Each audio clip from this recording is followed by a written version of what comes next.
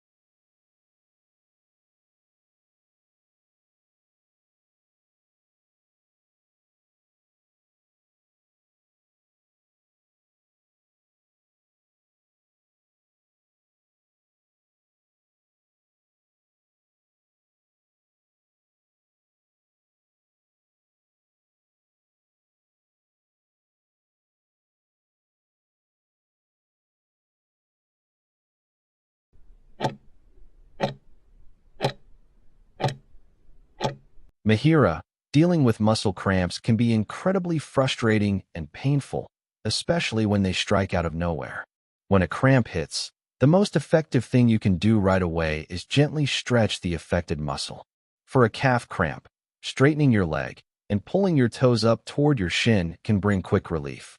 Following that stretch with a steady, circular massage helps release the tight knot, and applying an ice pack can numb the sharp ache while calming the muscle fibers. If the area still feels stiff later, switching to a warm compress can help soothe the residual soreness.